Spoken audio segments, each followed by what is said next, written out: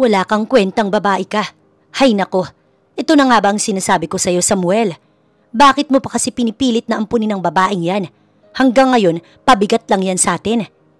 Hiyaw ni Inay Melba na itinulak si Ella papasok sa loob ng bahay. Nay, hindi ko naman kasi sinasadya yun. Alam mo namang hindi ako marunong magsaing sa apoy. Napapaiyak na lamang si Ella. Hindi niya tunay na pangalan. Ibinigay lamang iyon sa kanya ni Itay Samuel matapos siyang mapulot nito sa tabi ng daan na napakaraming sugat at may tama ng baril. Hanggang sa lumipas ang 5 taon, walang maalala si Ella sa nakaraan niya. Maliban na lamang sa mga putok ng baril at malakas na pagsabog, wala na siyang maalala patungkol sa kanyang pagkatao. Ang sabihin mo'y wala kang kwenta, wala kang utak, pabigat ka lang sa amin. Melba, huwag ka namang ganyan. Kawawa naman ang bata. Pagpipigil ni Itay Samuel niya. Abay, mas kawawa tayo. Pinakain natin ang babaeng yan pero wala man lang tayong mahihita dahil walang kwenta. Ilang sakong bigas na ba ang kinain ng babaeng yan ha? Kasunod noon ay muling hinila siya ni Melba papunta sa loob ng kanyang kwarto. Yan, dyan ka sa loob ng kwarto magmukmuk at bawal kang lumabas. Naaalibad ba rin ako sa pagmumukha mo? Dahil sa ginawa mong kalokohan sa birthday ni Senyor Gustavo, bawal kang lumabas ng kwarto mo. Walang pagkain ng isang araw. Bawal kang kumain. Nanggagalaiti talaga si Inay Melba sa kanya. Para dito ay may hatid siyang kamalasan sa buhay nila. Nay, palabasin mo ko rito, pangako. Magtatrabaho na ako doon sa gusto mong pasukan ko, Nay. Huwag mo lang gawin sa akin to. Natigilan ng kinikilalang ina niya na para bang may biglang naalala. Papayag ka na mag-apply sa agency ni Senyor Gustavo sa syudad? Opo, Nay, papayag ako. Napatulo ang mga luha ni Ella. Sa ngayon ay kailangan niya nang harapin ang bagay na kanyang kinatatakutan. Ang pumunta ng syudad. Sa di malamang dahilan ni Ella, natatakot siyang tumahak sa syudad ng San Lucas, kung saan naroon ang agency ni Senyor Gustavo na naghahanap ng mga trabahador para sa isang malaking mall ng San Lucas. Kung pumayag ka agad ay hindi tayo malilintikan sa bahay ni Senyor Gustavo. Hay nako, nakakainis ka talagang babae ka. Dinuro siya ni Aling Melba sa noo habang si Mang Samuel nag-aalalang lumapit sa kanya. Alam niyang naawa sa kanya ang Itay Samuel niya pero wala itong magawa laban sa asawang si Melba. Ella, huwag mong gawin to.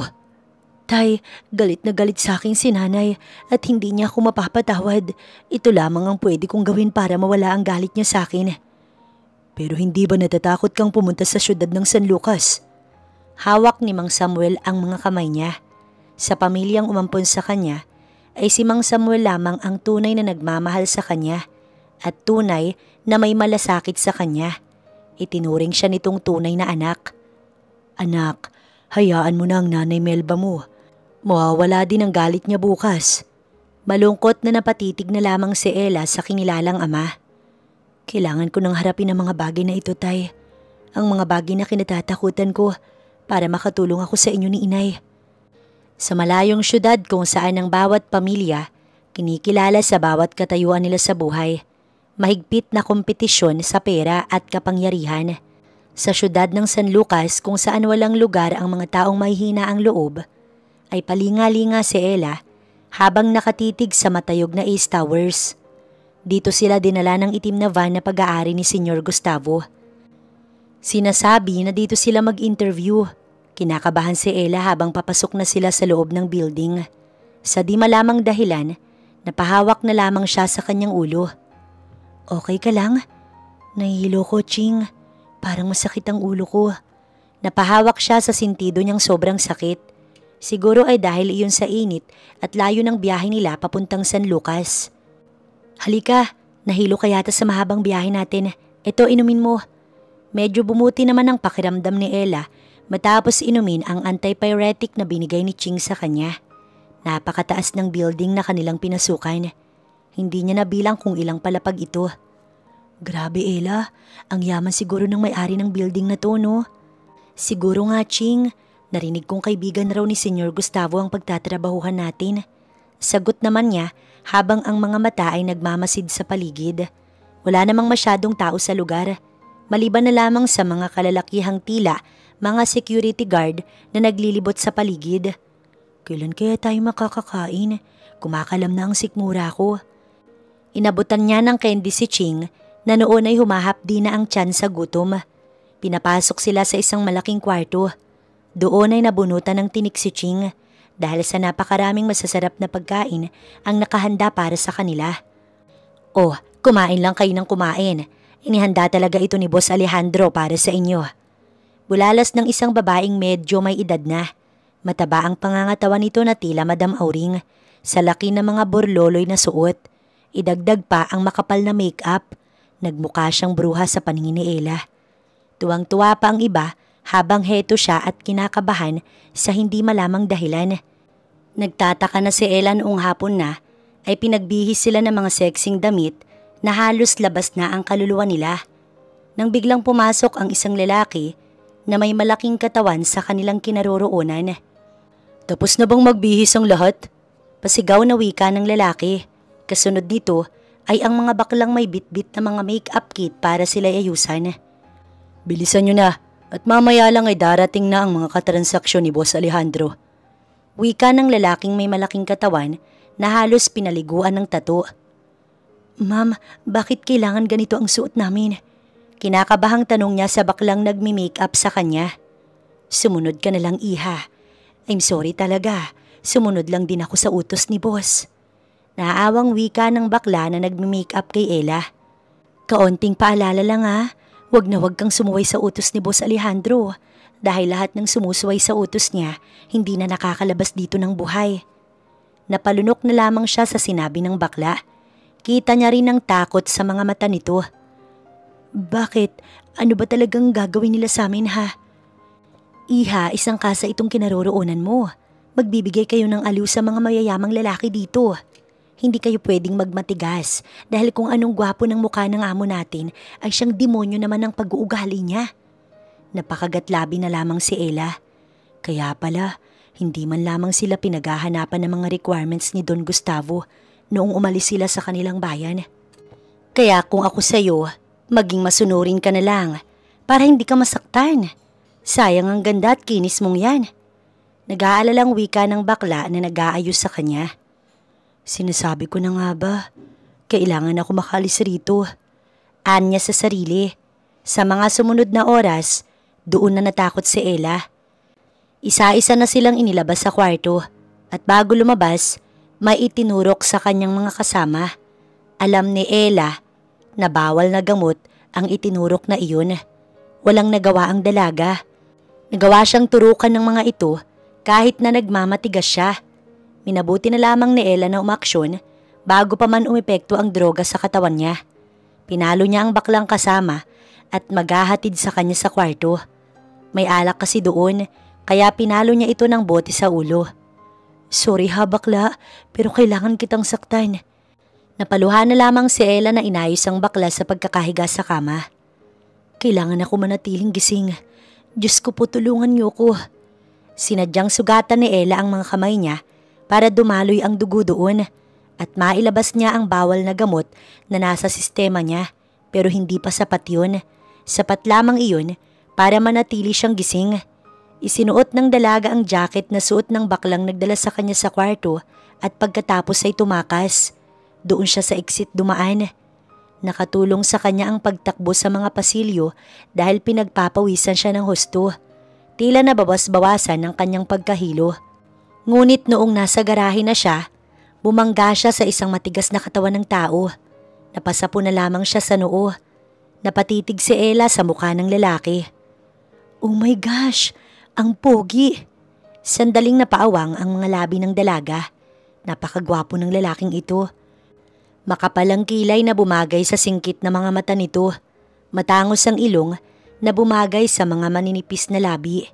Pero nang mapadako ang mga mata niya sa kulay brown na mga mata ng lalaki, ay bumilis ang pintig ng puso ni Ella. Matalim kong tumingin ang mga mata nito at nagbibigay iyon ng takot sa katawan ni Ella. Hindi ko sinasadyang banggain kayo, sir. I'm sorry. Napahiyaw na lamang si Ella nang hawakan nito ang mga kamay niya at itinulak siya ng binata sa pader. Marahas ang mga galaw nitong iginapos siya sa mga matitipunong braso. Patawad, hindi ko sinasadya. Napapikit na lamang si Ella nang maramdaman ng hapdi ng sugat niya sa braso na ngayon mahigpit na hinahawakan ng lalaki sa isang kamay. May sugat ka. Napakislot na lamang si Ella nang sinuri nito ang sugatan niyang braso. Doon na mas lalong natakot si Ella nang marinig ang mga yabag ng mga tauhan ng building. Paniguradong siya ang hinahanap ng mga ito. Tulungan mo ko. Ayokong bumalik doon. Ibebenta nila kami. Pagkawika noon ni Ella, ay matapang na kumapit siya sa batok nito at siniil ng halik ang maninipis na mga labi nito. Nagulat si Ella nang hinapit pa nito ang katawan niya. Namilog ang mga mata ni Ella at gustong itulak ang lalaki. Ngunit mas lalo pang idiniin ang mga labi ng binata sa kanyang mga labi. Hindi maipaliwanag ni Ella ang bilis ng tibok ng kanyang puso habang magkahinang ang mga labi nila ng lalaki. Mabilis, mapusok ang bawat galaw ng mga labi nitong tila nananabik sa kanyang mga labi. Napasiksik na lamang siya lalo sa katawan nito nang marinig ang mga tauhang papalapit sa kanilang kinaroroonan. Gulat na gulat ang mga to nang makita ang lalaki. Mabilis namang itinago ni Ella ang muka sa malapad na dibdib ng binata nang binitiwan nito ang labi niya para kausapin ang mga taong naroon. I'm sorry, Boss Ali. May nakatakas kasing bagong babae galing probinsya. Hinahanap namin. Nanginig ang katawan ni Ella sa takot na mahigpit na napahawak sa jacket ng binata. Istorbo. Umalis na kayo sa harapan ko at hanapin ang babaeng nakawala. Singhal nito sa maotoridad na boses. Pasensya na, boss. Paghingi ng tawad ng mga ito, sabay takbo para hanapin siya sa buong building. Salamat sa pagligtas mo sa akin. Mahinang wika ng dalaga sabay tulak sa lalaki, palayo sa kanyang mga bisig. Nakahinga siya ng maluwag habang unti-unting nakaramdam ng pagkahilo. Natigilan si Ella nang mapatitig sa mga mata nitong matalim na nakatitig sa kanyang mga mata. Humakbang ito papalapit sa kanya, kaya kinakabahang napaatras naman si Ella. Pero patuloy ito sa paghakbang papalapit sa kanya hanggang sa napasandal na lamang si Ella sa pader. Mas lalo pang nakaramdam ng pagkahilo ang dalaga. Tumalab sa sistema niya ang bawal na gamot. Humina na kasi ang daloy ng dugo sa sugat niya sa mga braso. Napakainit ng pakiramdam ng dalaga habang dumidikit ang katawan ng estrangherong lalaki sa katawan niya. Lumayo ka sa akin. Tinurukan nila ako ng bawal na gamot, kaya please lang lumayo ka. Napapailing na wika ni Ella. Mabibigat ang paghinga niya habang ang mga kamay niya ay nasa matitigas na katawan ng binata. Pinipigilan niya itong makalapit sa kanya. Tinurukan ka nila? Tila na amuse pang tanong ng lalaking nasa harapan niya. Noon na nakaramdam ng takot si Ella sa lalaking ito. Mas lalong napapailing na lamang si Ella na nilalabanan ang nararamdaman, ngunit nabigla na lamang siya nang umangat ang katawan niya sa ere. Sa mga sumunod na sandali, hindi niya na mapipigilan ang sariling isiksik lalo ang katawan niya sa lalaking kasama. Tumigil ka. Pinipigil ng lalaki ang mga kamay ni Ella, pero nagwawala ang dalaga at hinahalikan ng leeg ng binata na nalalapit sa kanyang mga labi. Patawad pero kailangan ko ng tulong mo. Alam ni Ella na nasa loob sila ng sasakyan, pero hindi niya na mapipigil ang kanyang sarili. Isa-isang tinanggal ng dalaga ang mga damit na nakabalot sa katawan niya. Wala na siyang pakailam kung sino man ang lalaking to. Stop it! Pagpipigil sa kanya ng lalaki. Kailangan kita. Hindi ko pagsisisihan to, ang kinin mo ko please. Bulong ni Ella na nakakapit sa suot na jacket ng lalaki. Siya na ang sumiil ng halik sa labi nito. Kasunod noon ay ang malulutong na pagmumura sa mga labi ng binata at inutusan ng driver na lumabas ng kotse. Pues hindi mo pagsisisihan tong gagawin ko sa'yo. You ask for this. Nagsisimula na ang lalaki ng tugunin ang mga halik ni Ella. Nakatambad na sa kanya ang magandang katawan ng dalaga na singkinis ng labanos. Hindi na kaya pang pigilan ni Alejandro Mijares ang naramdamang init ng katawan. Lalo na noong tumambad sa harapan niya ang pulang balat ng dalaga sa kaliwang tiyan nito na hugis peras. Lalong nag-aalab ang damdamin ni Alejandro na ang kininang dalagang nasa ilalim ng impluwensya ng droga. Alam niyang mali, subalit mas nangingibabaw sa kanyang init ng katawan na tumutupok sa kanya. Habang ang babae, panay ang ingay sa sobrang saya na nararamdaman niya ng mga oras na ito. Nagising na lamang si Ella na masakit ang buong katawan niya. May matitigas na braso ng lalaki ang nakapulupot sa katawan niya. Napatulo na lamang ang mga luha ni Ella. Nakatakas nga siya sa mga sindikatong yun, pero hindi siya nakatakas sa pagkasira ng pagkababae niya. Naramdaman pa niya ang hapdi ng pagkababae niya sa laki at tigas ng pag-aari ng lalaking katabi niya. Hindi niya magagawang sulyapan ang mukha ng lalaking nasa tabi dahil sa takot dito. Kailangan ako makalayo sa lalaking to. Maingat na inalis niya ang mga brasong nakapalupot sa katawan niya, ngunit natigilan siya nang makita ang gwapong lalaking tulog na tulog sa tabi niya. Napakagwapo ng lalaking umangkin sa kanya kagabi. Para itong anghel na bumaba sa kalangitan habang natutulog. Pero kinabahan ng dalaga nang maalala ang mga mata nitong tila puno ng galit kung makatitig sa kanya kagabi. Hindi niya makakalimutan ang murang namutawi sa mga labi nito habang inaangkin siya. Marahas ang bawat galaw nito na ani mo pinaparusahan ang buong katawan niya. Ebidensya nito ang sakit na darama niya sa ngayon. Ang mga labi niya ay tila namamaga sa mapagparusang mga halik nito. Hindi ka pa ba tapos tumitig? O nakulangan ka pa sa ginawa ko sa iyo kagabi? Napasinghap na lamang siya nang marinig ang malamig na boses nito. At tumambad sa kanya ang mga mata nitong nag-aapoy kung tumitig. I'm sorry. Mabilis na binitiwan niya ang mga braso nitong hawak niya kanina at lumayo sa katawan nito. Hindi pa man siya nakalayo, nahuli na siya ng lalaki. Hindi ka pwedeng lumayo sa akin. Akin ka na, baby.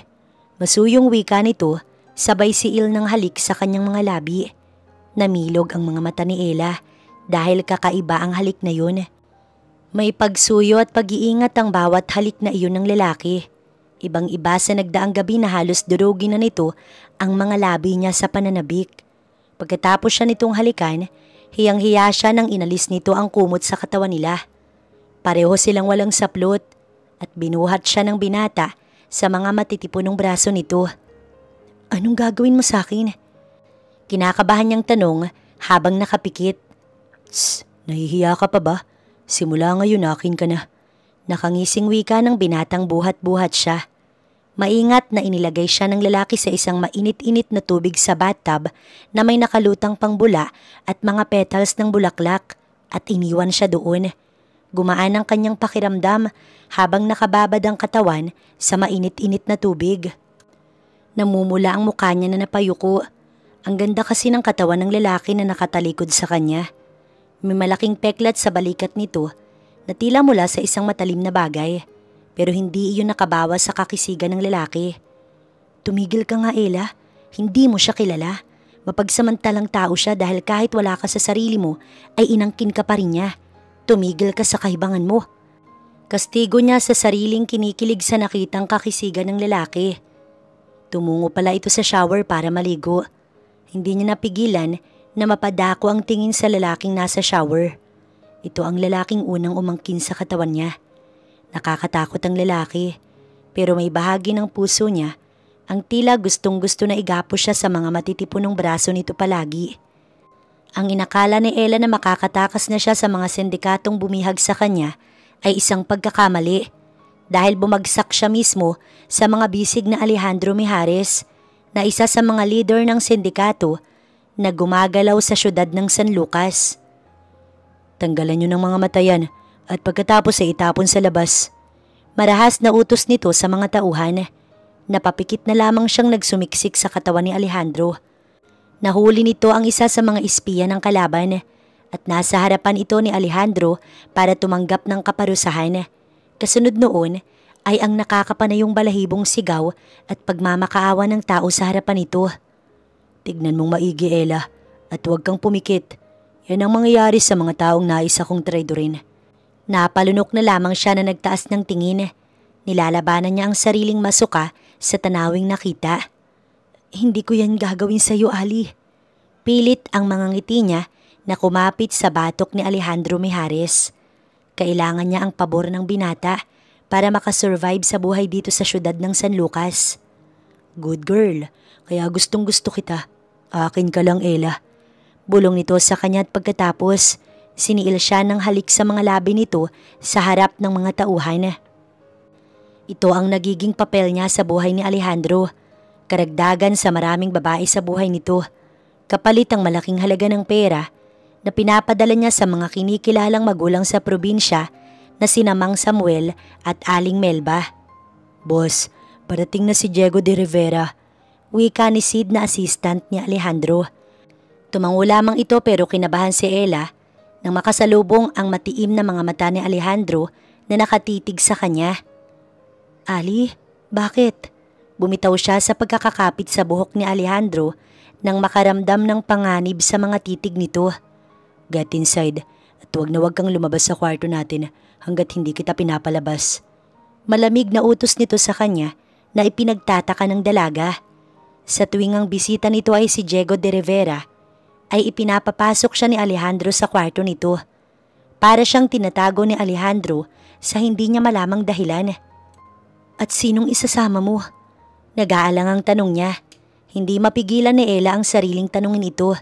Sa totoo lang ay nagsiselo siya kapag may ibang babae ang kumakapit sa katawan ni Alejandro. Napakunot ang noo nito sa tanong niya at napangisi sa kanya. Mabilis na hinawakan nito ang maliit niyang pisngi. Nagsiselos ka ba? Napalunok si Ella nang inilapit ng binata ang mukha nito sa mukha niya. Ang makakapal na kilay nito na hindi napigilan ni Ella na haplusin hanggang sa bumaba ang mga daliri niya sa matatangos na ilong nito at tumigil ang mga daliri niya sa maninipis na labi ni Alejandro. Nanginginig ang mga daliri niya pero hindi niya mapigil ang sarili. Oo, nagsiselo siya at ayaw niyang maibang babae ang lumalapit kay Ali, lalo na si Mia na isa sa mga babae nito. Wala naman akong karapatang makaramdam ng selos, di ba? Fool, pumasok ka na sa kwarto natin at huwag kang lumabas doon pag hindi ko sinasabi. Singhal pa nito, kaya nabigla si Ella na bumitaw sa lalaki. Nasasaktan siya pero wala siyang karapatang masaktan dahil isa lamang siyang laruan para sa isang Alejandro Mijares. Isa sa mga babaeng parausan niya. Nakasalubong pa ni Ella si Mia na isa rin sa mga babae nito. Nakasuot ito ng sexing pekpek short at halos lumuwa na rin ang hinaharap nito sa suot na crop top. Okay lang ba ang suot ko, Ella? Magugustuhan naman siguro to ni Alejandro, di ba? Nakangiting wika ni Mia na umikot pa sa harapan niya. Siyempre naman, ang ganda mo nga eh. Pilit ang ngiting sumilay sa mga labi ni Ella pero sa sarili niya, inis na inis siya kay Mia. Alam mo kasi si Alejandro, kapag ako ang kasama niya, hindi napapalagay ang mga kamay niyan. Kung saan-saan humahawak, kaya ganito isinusuot ko para hindi na siya mahirapan. Pakiramdam ni Ella, uminit yata ang ulo niya sa sinasabi ni Mia. Talaga ba? Alanganin ang ngiti ni Ella sa mga labi na akmang aalis na. Sandali, gusto mo bang makita kung gaano ka-sweet si Alejandro sa akin? Hindi na kailangan. Inis na umalis siya sa harapan ni Mia at nagmamadaling umakyat sa kwarto ni Alejandro. Ali, nakangiting wika ni Mia nang nakapasok na siya sa kotse ni Alejandro. Hindi na pala tumuloy si Diego de Rivera dahil tinawagan ito ni Alejandro na magkikita na lamang sila sa kasino na pag-aari din ni Alejandro. Sinigurado mo bang pumasok sa silid namin si Ella? Nasira ang magandang ngiti ni Mia sa mga labi sa tanong na iyon ng binatang si Alejandro Mijares. Ah yes, nakapasok na siya sa kwarto, Ali. Akmang lalapit sa kanya si Mia, subalit mabilis na iniwas ni Ali ang katawan. Kinaiinisan niya talaga ang mga babaeng kagaya ni Mia. Pero nasanay na siyang maraming babae ang nakapaligid sa kanya at malaking halaga ang binabayad niya sa mga ito. Madaling paglaruan ng damdamin ng mga babae, lalo na kapag marami kang pera. Sid, utusan mo ang maid na ibigay kay Ella ang lahat ng pangangailangan niya. Hatiran na rin siya ng paborito niyang almusal sa kwarto namin at bawal siyang lumabas. Seryosong saad ni Alejandro na sumilay ang matamis ng ngiti sa mga labi nang maalala ang pagsiselos ni Ella kanina kay Mia. Nag-e-enjoy siyang paglaruan ang damdamin ni Ella. Boss, aalis na ba tayo o baka gusto mo pang umakyat sa taas para silipin si Miss Ella? Panunodyo ng driver. Good idea, Mando. May bonus ka sa akin. Kumislap ang mga mata ni Alejandro habang nasa isipan ang magandang si Ella. Akmang paakyat na siya sa itaas nang tawagin siya ni Sid. Boss, tumawag si attorney at sinabing na-acquire na ni Diego ang ari-arian ng mga Oliver. Naikuyom ni Alejandro ang kamao at natigil sa pag-akyat sa kanyang kwarto. Anong sinabi mo? Paanong nangyari yun? Marahas na tanong ni Alejandro. May hawak na dokumento si Diego na may pirma ni Miss Oliver na nagpapatunay na transfer of assets. Babawasan ko ang sahod mo sa katapusan, Sid. Singhal niya kay Sid na napaakyat sa itaas ng kwarto nila ni Ella. You ungrateful brat! Sigaw niya kay Ella na nakahiga sa kama. Bumangon ka dyan. Napasinghap si Ella nang dumagundong ang malakas na boses ni Alejandro sa loob ng kwarto. Ali? Nagbabaga ang mga mata nitong isinandal siya sa pader at siniil ng marahas na halik. Ali, ano ba? Nararamdaman ni Ella ang sakit ng sipsipin ni Ali ang kanyang mga labi habang tila naman nadudurog ang buto niya sa mahigpit na yakap nito sa kanya. Napatulo na lamang ang mga luha ni Ella. Gusto niyang itulak si Alejandro pero wala naman siyang magawa. Wala siyang karapatang tumanggi sa lahat ng kagustuhan nito. Tiniis niya na lamang ang nadaramang hapdi ng mga labing marahas na sinisipsip ng binata. Para yata sa lalaking ito ang mga babae ay isang laruan lamang, kaya napakaraming mga babae ang pinaglalaruan nito na naroon lamang sa loob ng malaking mansyon nito. Pero siya itong nakakulong dito sa kwarto. Nakakalabas lamang siya kapag kasama niya si Alejandro. Dam! Sinuntok nito ang pader sa galit at binitiwan ng dalaga. Nanginig siya sa takot na walang humpay ang pagtulo ng luha. Hindi niya naiintindihan ang inaasal ni Alejandro na tumigil sandali. Nakapikit itong ikinalma ang sarili at masuyong pinunasan ng mga luha niya sa mga mata. Maligo ka at magbihis. Kasama kita sa lakad ko. Kalmado nitong wika. Napasulyap naman si Ella sa mga kamao nitong may kaunting dugo. Nasugatan ito noong sinuntok nito ang pader sa likuran niya. Napakagatlabi na lamang si Ella. Sa iilang buwan siyang nakatira kasama ang lalaking ito, kahit masyado itong moody, ay nararamdaman niyang hindi naman ito ganoon kasama sa kanya. Pinahid ni Ella ang mga luha. Kahit sa galit ni Alejandro sa hindi niya malamang dahilan, ay nagmamadaling kumuha ng medicine kit si Ella. Gagamutin ko lang ang sugat mo. Wala siyang mabasang emosyon sa mukha ni Alejandro habang iniabot ang mga kamay sa kanya. Maingat na nilinis niya ang sugat nito. Nilagyan ng disinfectant at sa huli ay bandage. Hindi nakaligtas kay Ella ang mga matatalim na tingin nito sa kanya at ang pagtatagis ng bagang nito sa tuwing nagkasalubong ang mga mata nila. Nagtataka si Ella kung bakit siya isinama ni Alejandro sa unang pagkakataon. Pero medyo malayo ang biyahe nila hanggang sa tuluyan siyang tamaan ng antok. Nararamdaman niya na lang na maingat siyang isinandal ni Alejandro sa balikat at hinapit ang bewang niya palapit sa katawan nito. Hindi na lamang pumalagang dalaga, lalo na noong nararamdaman niya ang mainit na katawan nito. Tila tumatawid sa katawan niya ang kuryenteng nagmumula sa katawan ni Alejandro, kaya mas lalo pa niyang isiniksik ang sarili sa binata. Wala din naman itong alam na gising siya hanggang sa hindi niya na lamang dumating na pala sila sa kanilang destinasyon. Nagising na lamang si Ella nang maramdaman ng mainit na labing dumampi sa kanyang noo. Bumungad sa kanya ang mga mata ni Alejandro na nakatitig sa kanya na puno ng damdamin. Pero mabilis iyong napalitan ng talim kaya umiwas na lamang si Ella sa mga mata nito. Nasa isang resort sila. Naaamoy niya ang mabining pagdampi ng hangin mula sa baybayin sa balat niya. Isuot mo yan. Malamig na wika ni Alejandro na iniabot sa kanya ang isang maskara. Wag na wag mong tatanggalin yan upang walang makakita sa mukha mo. Mahigpit nitong utos. Nang mapansin ni Alejandro na hindi pa rin siya kumikilos, hinablot nito ang maskarang nasa kamay ni Ella. Ang bagal kumilos. Ako na. Natatarantang kinuha ni Ella ang maskarang nasa mga kamay ni Alejandro.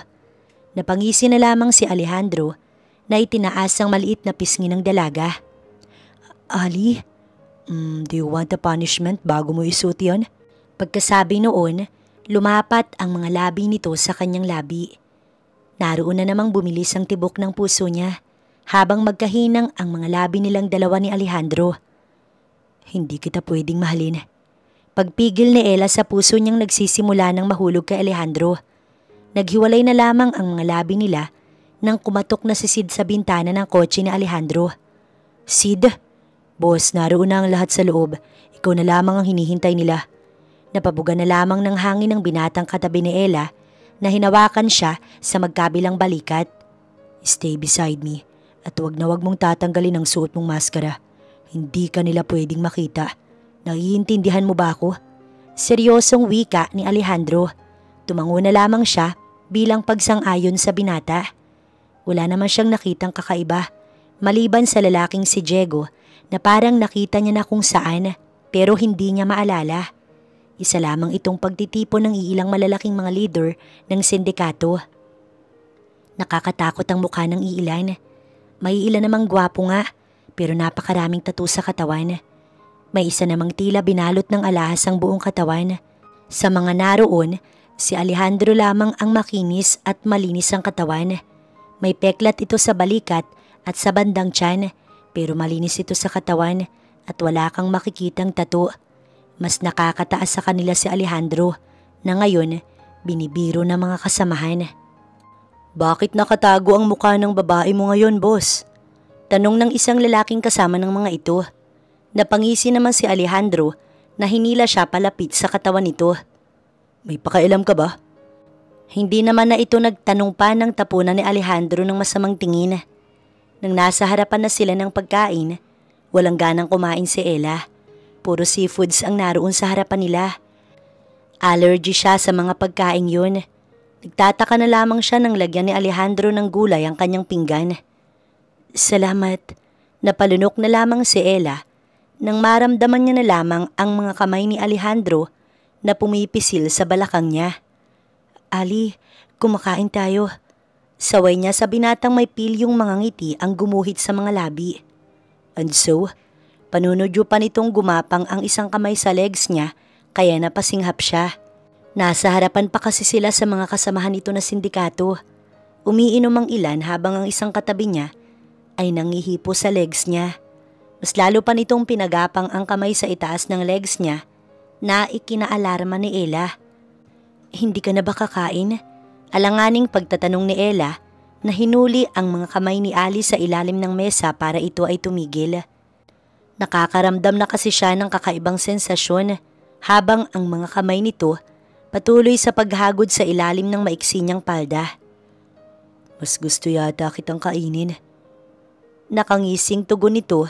Kasabay noon ay ang pagtayo nito at hinablot ang mga kamay niya.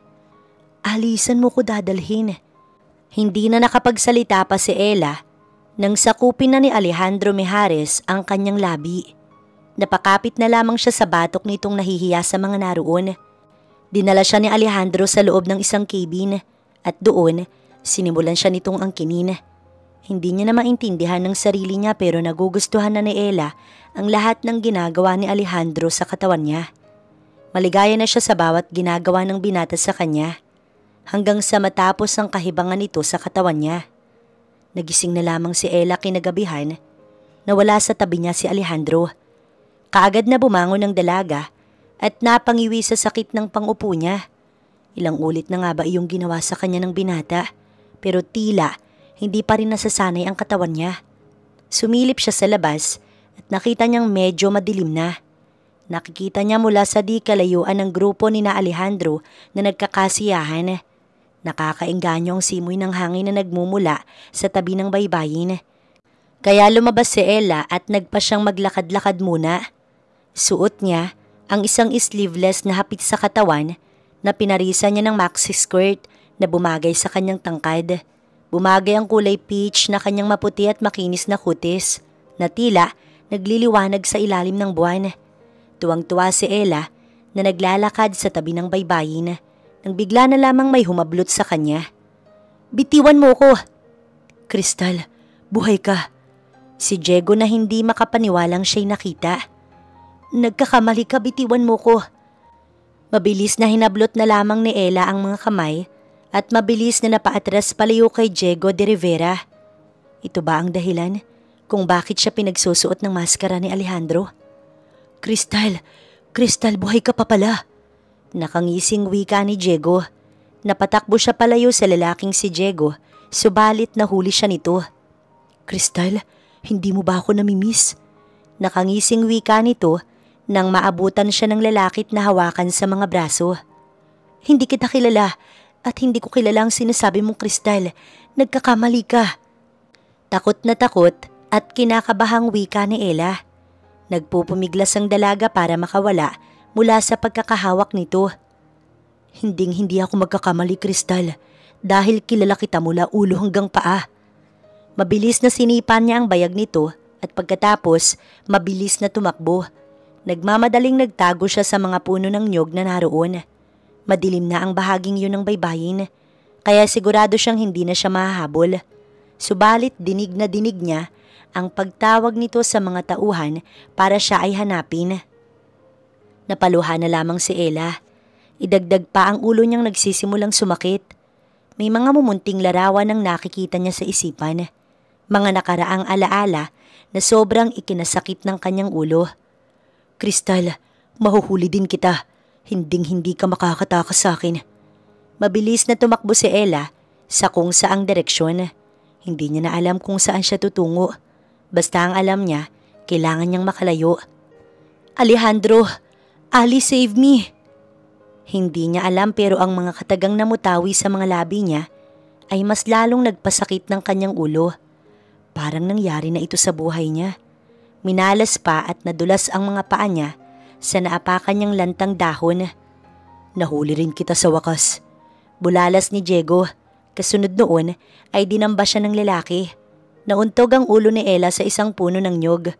Bago siya nawalan ng malay ay tinatawag niya ang pangalan ni Alejandro.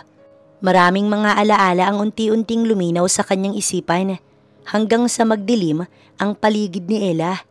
"Sinasabi ko nang mahuhuli din kita." Bumunot ng baril si Diego para tuluyang tapusin ang buhay ni Crystal. Pero bago niya nakalabit ang 45 niya, ay tumama sa pisngi niya ang isang malakas na sipa. Hindi niya nakikita ang mukha ng lalaking umatake sa kanya dahil nakasuot ito ng maskara. Mabilis na bumangon si Diego, ngunit inatake siya ng lalaki ng malakas na suntok sa muka ng paulit-ulit. Nakapatong ang malaking bulto ng attacker niya at walang humpay sa pagsuntok sa mukha niya hanggang sa nagdilim ang paningin ni Diego de Rivera. "Sinasabi ko na sa iyong bawal kang lumabas. Ang tigas ng ulo mo." Napakabilis ng tibok ng puso ni Alejandro na binuhat ang walang malay na si Ella o si Crystal Olivar, ang ex-fiancé niyang sobrang nanakit sa kanyang puso. Ipinagpalit lamang siya nito sa isang Diego de Rivera, isang lalaking pinulot ni Crystal mula sa mga bodyguard nito. "Hindi ka pwedeng mawala sa akin, Crystal. Hindi pa tapos ang paghihiganti ko sa iyo." Nagpupuyos ang damdamin ni Alejandro. Hindi pa ito ang oras para durugin niya ang traidor niyang kaibigan na si Diego de Rivera. Sa ngayon ay kailangan niya munang buhayin si Crystal para maiganti niya ang ginawa nito sa kanya. Napabalikos ng bangon si Crystal mula sa kinahihigaan niya. Pawis na pawis siyang napatitig sa kawalan. Mabilis na pumatak ang mga luha niya nang maalala ang nakaraan. Nananaginip siya. Napaginipan niya ang buhay niya ng nakaraan. Bago pa man siya naging Ella ay siya si Crystal Olivar, ang nag-iisang tagapagmana ng mayayamang pamilyang Olivar. Ngayon ay ginawa ng paraan ng tadhana para makabalik siya kay Alejandro. "Miss Ella, gising na po pala kayo." Bungad sa kanya ng katulong. "Si Alejandro, nasaan si Ali Manang?" Pinahid ni Crystal ang mga luha sa mga mata. Babawi siya kay Alejandro sa pagkakataong ito. "Nasa baba, Miss Ella." Pinulong ang mga tauhan niya. Pagkasabi noon ng katulong, mabilis na bumaba sa kama si Crystal at patakbong tumungo sa ibaba ng mansyon kung saan may malaking conference hall. Alam niyang doon nagsasagawa ng meeting sa Alejandro sa kanyang mga tauhan. Narang pa siya ng isang guard at ayaw siyang papasukin sa conference hall. Paraanin mo ko, tatamaan ka sa akin. Banta niya sa lalaking humarang sa kanya. Ngunit natatawa lamang ito sa sinabi niya, kaya isang malakas na left hook ang tumama sa mukha nito mula kay Crystal na kinagulat nito ng sobra. Sinamantala ng dalaga ang pagkakagulat nito. Itinulak ito ni Crystal at patakbong pumasok sa loob. Mula sa gitna ay naroon si Alejandro at nagsasalita ito. Napakabilis na tumulo ng mga luha niya nang makita ang lalaking ipinagdarasal niya sa Diyos noong nasa bingit na siya ng kamatayan. Sa pangalawang buhay na ibinigay sa kanya ng Diyos, hindi niya na ito sasayangin pa sa kahibangan niya. Aayusin niya na ang lahat. Alejandro! Nagulat itong napatitig sa kanya habang mabilis na tinakbo ni Crystal ang pagitan nilang dalawa ng binata. Anong ginagawa mo rito? Malamig na wika nito nang nasa harapan na siya ng binata. Buhay ako, hindi to panaginip at nakita kitang muli, Ali. Salamat at patawarin mo ko.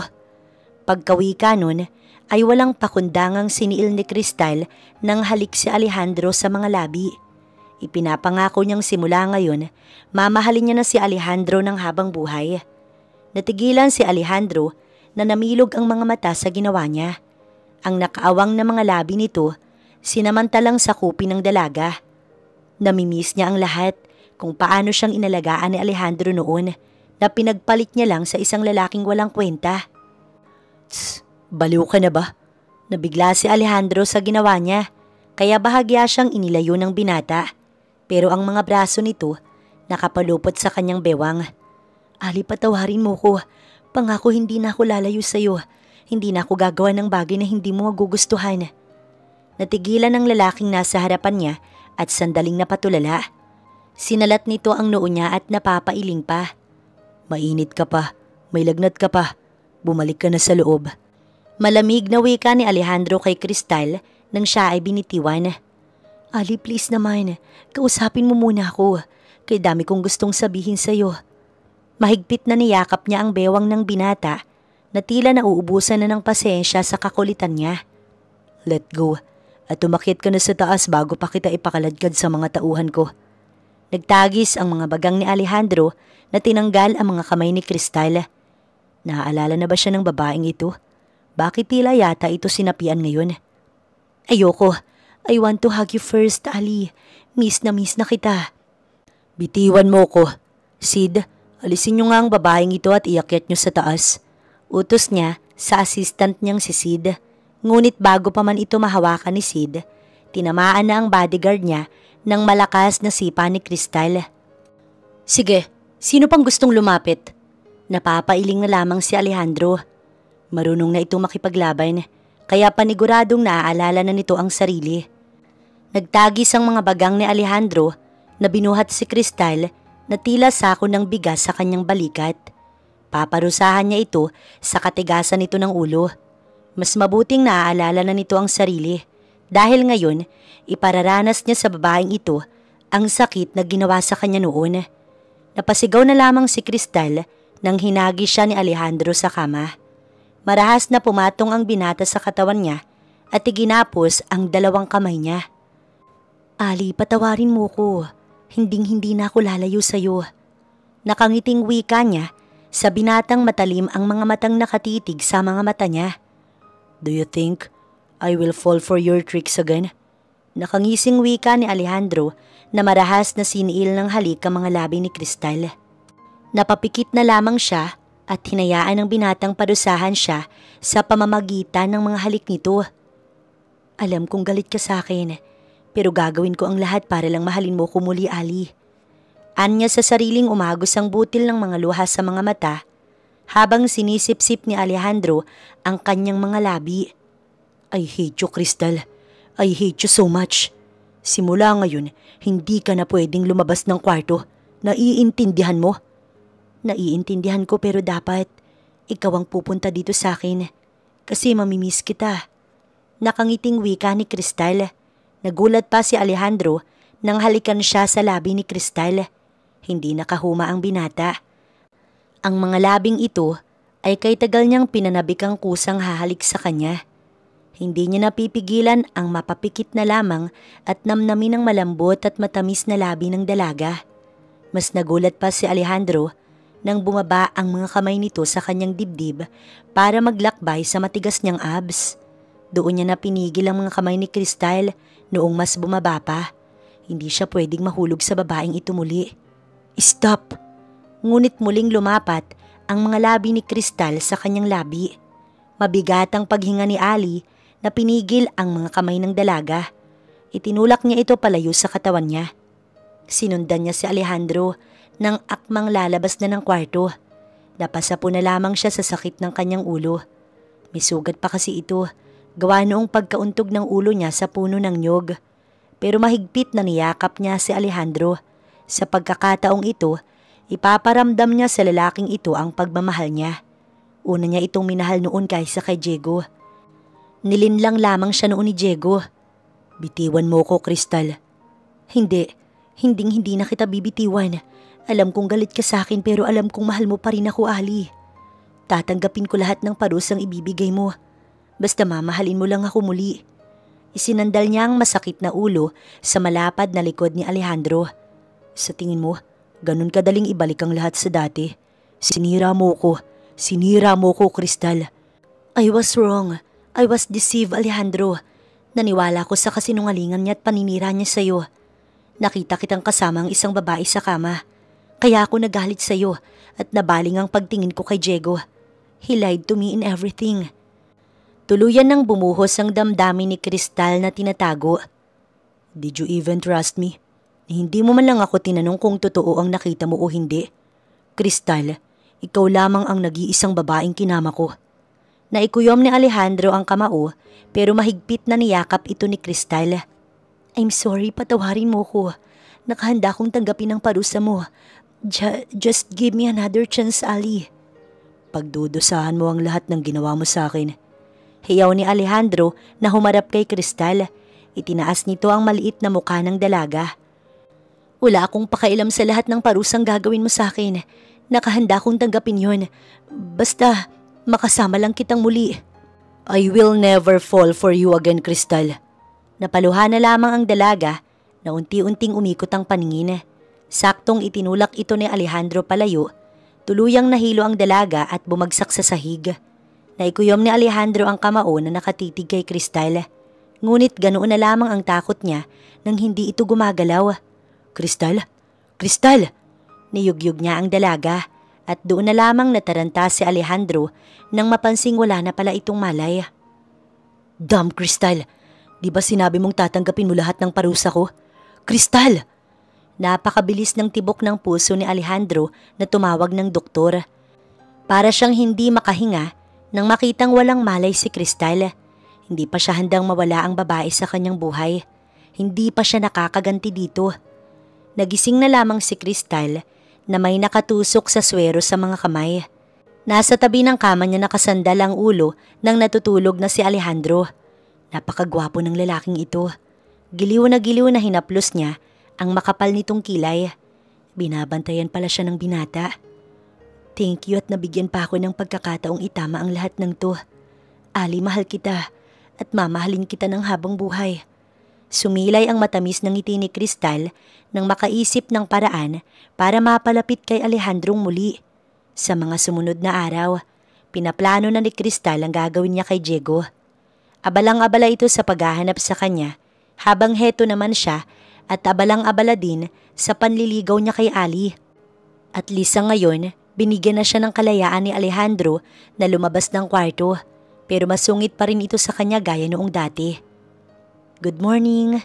Nakangiting bati niya kay Alejandro na noon ay nasa opisina. What do you want? Magkasalubong ang kilay na tanong nito. Ali? Hinawakan niya ang mga kamay nito. Get lost. Di ba sinasabi ko sa iyong pwede kang lumabas ng kwarto pero hindi ka pwedeng lumapit sa akin? Bakit hindi ako pwedeng lumapit sa iyo, ha? Nakangiting nakaupo si Crystal sa mesa ni Alejandro. Sinasadya niyang ilapit sa binata ang katawan niya. Ngunit siya ang nagulat nang hapitin siya ni Alejandro. Crystal, Alam mo bang nailipat na sa pangalan ni Diego ang lahat ng properties ng mga Olivar? Naikuyom ni Crystal ang kamao sa sinabi ni Alejandro. Hindi niya magagawa yon, maliban kung gagawa siya ng peking will and testament ng mga magulang ko. Nagpupuyo sa galit si Crystal nang maalala si Diego. What do you mean? Hindi akong magmamana ng lahat ng properties namin kapag hindi ako magpapakasal sa'yo. Ibinigay ni Dad at Mami sa'yo ang lahat ng properties namin. Makukuha ko lang ang lahat ng yun oras na maikasal tayo dahil alam ni na Mami at Daddy ang kahibangan ko kay Diego. Napapatawa na lamang si Alejandro sa sinabi ni Crystal. Sa ngayon ay alam niya ng peke ang mga dokumentong nilalabas ni Diego na siya na ang nagmamay-ari sa lahat ng kayamanan ng mga Olivar. Babawiin ko ang lahat ng kinuha niya sa akin. Babawiin ko lahat at wala akong ititira sa kanya. Pati buhay niya'y babawiin ko. Napatulo na lamang ang mga luha ni Crystal na bumitaw sa pagkakayakap ni Alejandro at lumabas ng opisina. Naiwan si Alejandro na nagdadalawang isip kung susundan si Crystal o hindi. Kapag nakikita niya si Crystal, ay tila yelong natutunaw ang lahat ng galit niya na mayroon si Alejandro. Lumalambot ang puso niyang akala niya, naging bato na. Nagpupuyo sa galit si Crystal na tumungo sa training ground.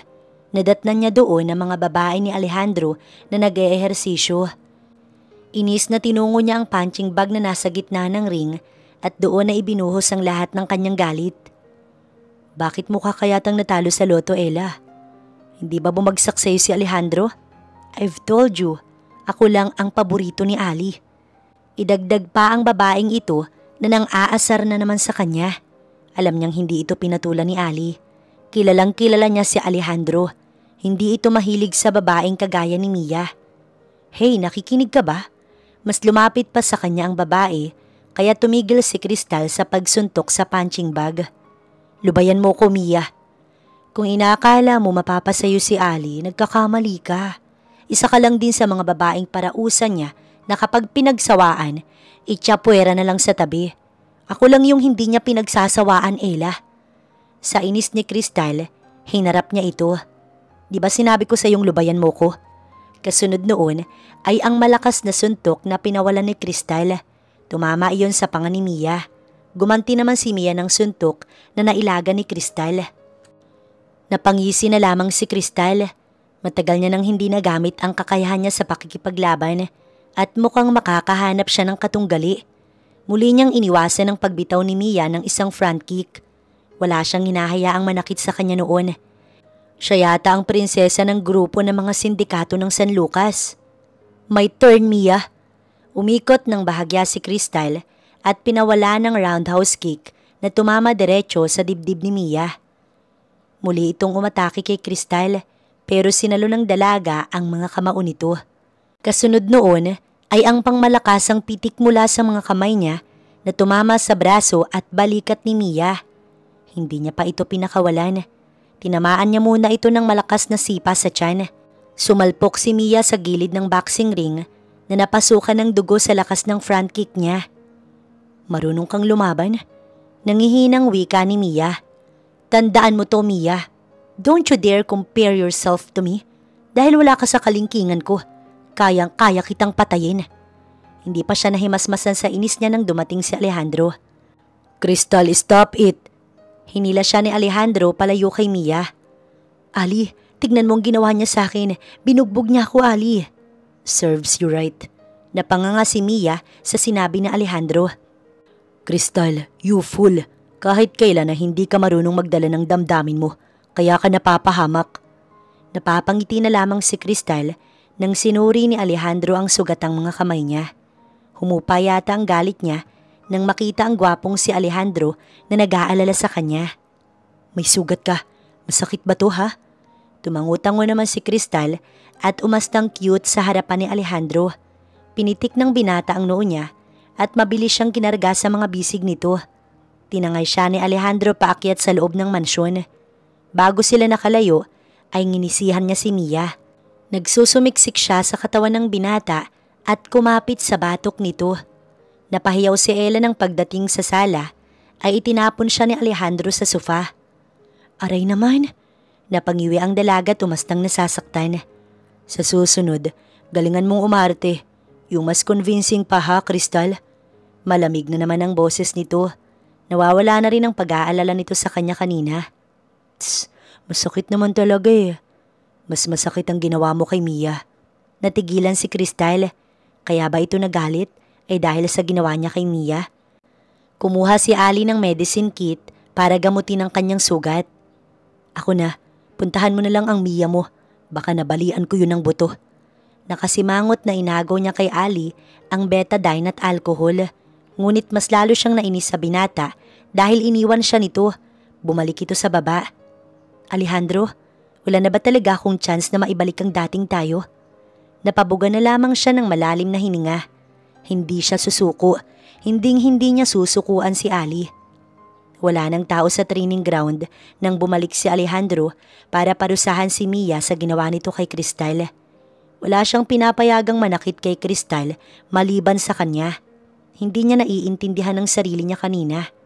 Noong makita niyang inaatake ni Mia si Crystal, nais niyang patayin si Mia sa galit.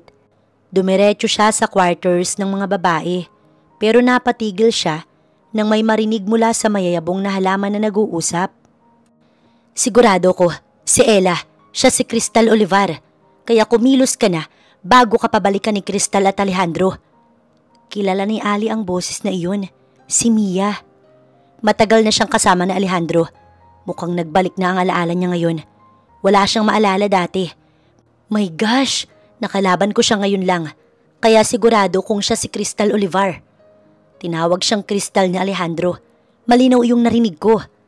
Naikuyom na Alejandro ang mga kamao na sinakal si Mia habang may kausap sa telepono. Inagaw niya ang telepono nitong hawak. Kilalang kilala niya ang kausap ni Mia, si Diego de Rivera, na best friend niya at ang lalaking ipinalit ni Crystal sa kanya. Mabilis na pinatay niya ang telepono at inihagis iyon sa lupa. How dare you, Mia? Tinatraidor mo ko. Napasinghap ito at namilipit sa sakit. Bitiwan mo ko, Ali. Hindi kita tinraidor. Hindi ko gagawin yun sa'yo. Mahigpit pang sinakal ni Alejandro ang babae at itinulak sa lupa. Napahandusay sa lupa si Mia. Sid, itali niyo ang babaeng yan at ihanda niyo ang buong puwersa natin. Maaari tayong salakayin ni Diego ngayon. Alejandro, hindi ko naman sana gagawin sa iyo ang bagay na to kung minahal mo lang ako pero hindi. Hindi mo ko kailanman minahal. You're lunatic. I didn't hire you para maging babae sa buhay ko. Kayong lahat na babaeng nasa tabi ko ay na-hire ko lamang para magiging bodyguard ko, Mia. Binayaran ko kayo ng tama. Alam mo yan simulat sa pool pa lang. Ang pagiging magaling nyo sa martial arts ang dahilan kung bakit ko kayo kinuha. Isang sampalang tumama sa mukha ni Mia na ngayon ay namamagana at nagdurugo na. Pero bakit si Ella?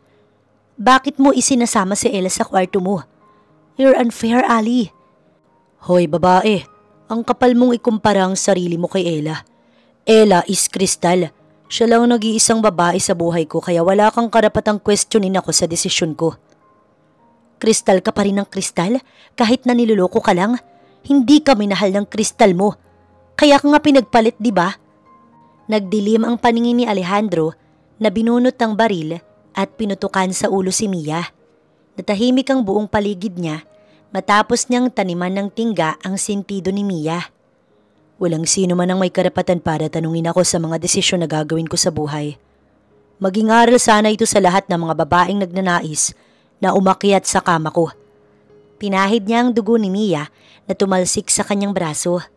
Sid, itapon niyo ang katawan ng babaeng yan sa harapan mismo ng gate ng mansyon ng mga Olivar. Gusto kong siya ang unang makikita ni Diego de Rivera sa paglabas niya ng gate. Ilang ulit pa siyang huminga ng malalim bago lumabas doon sa quarter ng mga babae. Ngunit hindi pa man nakakalabas si Sid. Sunod-sunod na umulan ng bala sa labas ng kanyang mansyon. Sinalakay siya ni Diego. Mabilis ang tibok ng puso niyang pumasok sa mansyon. Crystal? Chris! Hinanap niya ang dalaga na kanina, iniwan niya sa sala. Wala na ito roon, kaya mabilis na umakyat siya sa kwarto nila at naroon si Crystal na binuksan ang cabinet niya na may lamang mga baril. Crystal, anong gagawin mo? Ako mismo ang papatay sa Diego na yan. Hinatid niya pa mismo dito sa mansyon ng sarili niya. Kitang-kita niya ang galit sa mga mata ng babaeng minahal niya noon pa man. Sa mga nangyayari, hindi niya maitatanggi na hanggang ngayon, mahal na mahal pa rin niya si Crystal. No, hindi ako papayag, baby. Natigilan si Crystal sa sinabi ni Alejandro. That endearment na tanging ito lamang ang may karapatang tumawag sa kanya ng ganoon. Napatulo na lamang ang luha sa mga mata ni Crystal. Hindi ka nagalit sa akin?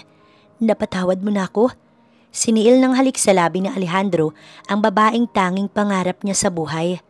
Mapusok ang mga halik na yun, puno ng pananabik at pagmamahal hanggang sa naghiwalay ang labi nila na may matamis ng ngiti. Wala ring kwenta ang itago ko pa sa iyo ang nararamdaman ko. Gayong sobra pa rin kitang mahal, baby. Mahigpit na niyakap siya ni Alejandro nang marinig nila ang malakas na pagsabog na halos nagpayanig sa mansyon ni Alejandro. Ang lakas ng loob niyang lusubin tayo. Bitbit ni Crystal ang AK-47 na lumabas para hanapin sina Diego at ang mga alipores nito. Nataranta naman si Alejandro, sabay na pamura ng malakas nang makitang iniwan na siya ni Crystal sa loob ng kwarto. Kagaya pa rin ito ng dati, walang kadala-dala sa katapangan. Naloko lamang ito ni Diego. Crystal, papatayin kita! Naririnig ni Crystal na sigaw ni Diego. Napangisi siyang niratrat ng bala ang mga tauhan ni Diego na pumasok ng mansyon. Patakbo niyang sinalubong si Diego at binunot ang Magnum 357 mula sa tagiliran.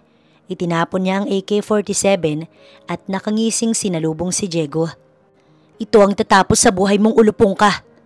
Naunahan siya ni Diego, ngunit mabilis na gumulong sa sahig si Crystal at nagtago sa gilid ng sofa na tinadtad ni Diego ng bala. Habang si Alejandro, pinutukan ng baril si Diego nang makitang pinagbababaril si Crystal. Natamaan niya ito kaya bumagsak si Diego sa sahig at nangisay. Pero buhay pa itong gumapang sa sahig. Ako ang tatapos sa kanya, Ali. Nagpupuyos ng damdamin si Crystal na ikinasa ang AK-47 at inubos ang bala sa ulo ni Diego. Napapasigaw pa si Crystal sa galit na pinaghahampas ng baril ang wala ng buhay na si Diego. Tama na, he is dead already. Mahigpit na niyakap ni Alejandro si Crystal na umiiyak ng malakas. Naipaghiganti niya na rin ang 5 taong paghihirap niyang hindi maalala ang sarili. Ali, salamat. Salamat at hindi mo ko sinukuan sa pag-ibig mo. Ipapangako kong babawi ako sa iyo sa lahat ng nagawa kong pagkukulang. Napaluhang gumanti ng yakap si Crystal kay Alejandro. Tuluyang natahimik ang paligid. Matapos kasing namatay si Diego, sumuko din ang mga tauhan nito sa hukbo nilang dalawa ni Alejandro. Sisimulan mo nang bumawi sa akin, baby. Napakalaki na ng utang mo sa akin. Nakangiting tudyo ni Alice sa kanya habang nasa mga bisig siya nito paakyat sa kanilang kwarto. Sapat na ba ang lahat ng ari-arian kong kabayaran? Bonus na ang katawan at kaluluwa kong sayong-sayo na habi. Mas lalong lumawak ang ngiti sa mga labi ni Alejandro sa sinabi ni Crystal. Pwede na. Napahiyaw na lamang si Crystal nang kilitiin siya ni Alejandro sa leeg niya at maingat na ibinaba sa kama.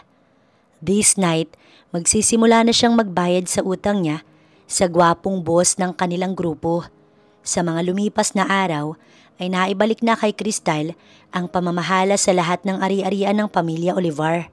Silang dalawa ni Alejandro ang pinakamakapangyarihan at pinakamayaman sa syudad ng San Lucas. Kinakatakutan silang dalawa, lalo na't napabalita na sa buong San Lucas City ang tungkol sa nalalapit na nilang kasal. I love you, baby. Bulong ni Alejandro kay Crystal matapos silang iginupo sa pagod sa pagpapaligaya sa isa't isa. I love you too, baby. Tulog na tayo. Pinagod mo ko eh. Hinila ni Alejandro si Crystal at tinihiga sa kanyang braso. Maya-maya lang ay tahimik nang nakatulog ang dalawa na may ngiti sa mga labi. Bakit mo nagawa sa akin to, ha, Diego? Hayop ka. Pakawalan mo ko rito. Lumaban ka ng patas. Papatayin kita. Nagwawala si Crystal habang nakagapos ang mga kamay at paa. It's simple, dahil masyado kang mayabang. Napakaliit ng tingin mo sa akin, Crystal. Akala mo sa akin dahil bodyguard mo lang ako, pwede mo na akong maliitin. Minahal kita. Mahal na mahal kita. Iniwan ko nga si Alejandro ng dahil sa'yo. Pinili kita dahil iniligtas mo ang buhay ko noon. Simula noon ikaw na ang minahal ko. Binaling ko sa iyo ang atensyon ko dahil ikaw ang tagapagligtas ko. Napangisi na lamang si Diego. Dahil tanga ka, Kristal. Sino bang tanga ang ibibigay ang buhay para sa iyo? Wait, wala ka nga palang alam. Nakatawang wika nito sabay hawak sa maliit na mukha ni Kristal. Hindi pala ako nagligtas sa iyo noon. Hindi ako ang sumalo ng bala mula sa mga kalaban ng pamilya niyo, kundi si Alejandro. Ako lang ang nagdala sa iyo sa hospital dahil nawala ng malay si Alejandro matapos namaan ng bala ang katawan nito. Muling humalakhak ng malakas si Diego na tuwang-tuwa sa isiniwalat sa kanya ang katotohanan. Akalain mo bang ako ang nagligtas sa iyo? So I take the credit para mapalapit sa iyo. Ang galing ko, di ba? Nailayo kita kay Alejandro at sinira mo ang engagement niyong dalawa sa katangahan mo. Hayop ka! Hayop ka! Pakawalan mo ko ritong duwag ka. Makipaglaban ka ng patas. Hilam sa luha ang kanyang mga mata. Kay tanga niyang naniwala kay Diego sa kasinungalingan nito. Binigyan pa ng malaking halaga ng mga magulang niya ang hinayupak na to dahil sa pagkakaligtas nito sa kanyang buhay. Heto naman siyang tanga at naniwala sa hayop na si Diego. Nilinlang lamang pala siya nito. Matapos niyang ipagkatiwala dito ang posisyon niya sa sindikato, ay niloko siya ni Diego. Unti-unti nitong inilipat sa pangalan nito ang lahat ng kanilang ari-arian. Itong huli, natuklasan niyang ito rin ang pumatay sa mga magulang niya matapos sarangin ang kasal nila. Hindi kasi pumayag ang mga magulang niyang maikasal siya kay Diego. Si Alejandro ang nakatakdang pakasalan niya.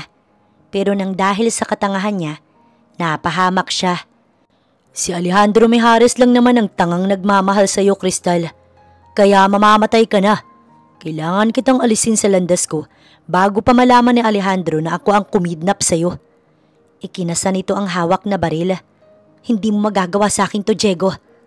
Paalam, honey, Kristal. Kasunod noon ay isang bala na tumama sa katawan niya. Sinundan pa iyon ng isa, 2 at 3 na puro tumama sa malaking pendant ng kwintas niyang nasa loob ng damit niya. Ang kwintas na ibinigay sa kanya ni Alejandro ang nagligtas sa kanya. Iniwan siya ni Diego na tuluyang bumagsak sa sahig na duguan. Kasunod nun ay ang malakas na pagsabog. Tumilapon ang katawan ni Kristal sa labas ng bodega na nasa gilid ng daan. Alejandro, I'm sorry. Kung bibigyan man ako ng pagkakataong mabuhay, ay mamahalin na kita ng habang buhay. I will make it up to you, Ali. Napapikit na lamang si Kristal matapos tumama ang katawan sa sementadong daan nang may muling sumabog sa loob ng bodega. Alejandro, Ali, save me. Napabalikwas ng bangon si Kristal. Bumungad sa kanya ang nakakasilaw na malagintong liwanag ng araw sa labas ng bintana. Nananaginip lang pala siya at umaga na pala. Napasulyap siya sa napakagwapong lalaking katabi niya. Tila ito anghel na natutulog, pero kapag nagigising, dinaig pa ang demonyo sa kalupitan. Pero ang gwapong demonyo na ito, ang tunay na lalaking nagmamahal sa kanya. Muli siyang humiga at yumakap sa matipuno nitong katawan. Napapangiti na lamang siya at napakagatlabi habang hinihimas ang matigas na abs ni Alejandro.